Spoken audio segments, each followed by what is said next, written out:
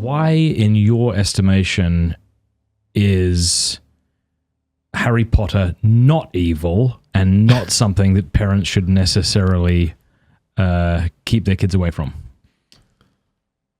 I mean, you started talking to my brother when he was here about that. I mean, he's the expert on that.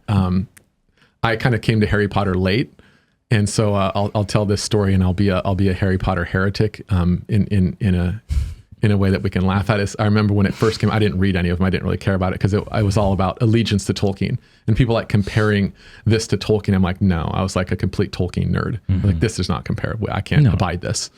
And so I didn't read it. And then I remember my wife and his brother were reading them constantly as, they were coming out, and the seventh book came out. And I just went straight to the end, and I knew the whole thing about, Snape was everybody was waiting to see what happened. So I went straight to the end and read. Okay. I haven't read it yet. That's and then why I told them, I didn't tell them the answer, but I said, I know what happens. Okay. And of course, they naturally hated me for that. Okay.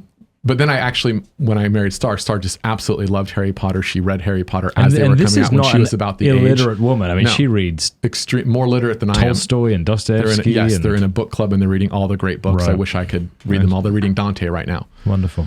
So she read them all, and so after we got married, we read them all out loud, and I really enjoyed it. And then I saw, of course, all the movies, and the movies. In reading the books and hearing about the books from my brother, and then from my friend Jared and his wife also read them, and then my wife, and I compared them with the movies, and of course I love the movies and enjoy them, but there's certain elements that are just not done to the books. So I think that the books, I would say this, the books have a level of depth in their composition based on the form of their composition that is belied by the level of language in the books. So the level of language is not like Tolkien. So you open up Tolkien and the language is like archaic and high language. The language itself is interesting. But in this, it's all just kind of normal old conventional language. So it's not interesting. But I think that belies, right, the depth of her composition of the plots and the way she makes characters. And again, this is something that I've heard about. I haven't read this. Like, people have written about the kind of literary alchemy that she knew about. And so I think there's a real serious depth in them, right? That have levels of philosophical and theological meaning that are really important. And of course, the confrontation between good and evil, right, is central. And of course, the priority of sacrificial love. I mean, I see the obvious Christianity behind it. And so I think a lot of the complaints that I've seen lodged against it, right, to me seem like they're from people that haven't really read it, except there's one figure, I think it was, is it Michael O'Brien, who wrote a book about that? So I think so. So if I remember my brother and talking with him, and Jared and my wife, he's like the only person who has a sophisticated kind of attack. All the other things that you hear from popular Catholic teachers and priests and stuff, to me, are people that didn't read or are ignorant of the story or don't look at these other deep levels.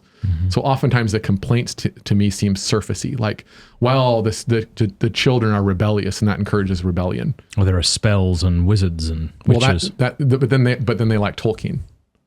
And so I'm like, that's a double standard. I mean, or that these spells are Latin, and so that's sort of what like demons use or something. I'm like, okay.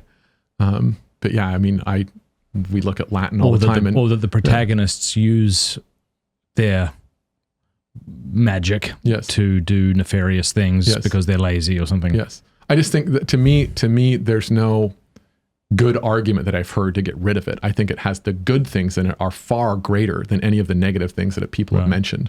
So you could say that Harry Potter doesn't need to be nearly as good as Tolkien to be okay enough to read. Yeah, exactly. But obviously Tolkien's the king and superior and the standard and far above we just what J.K. Rowling could dream of. Thanks so much for watching. Please like if you liked, and if you loved, subscribe.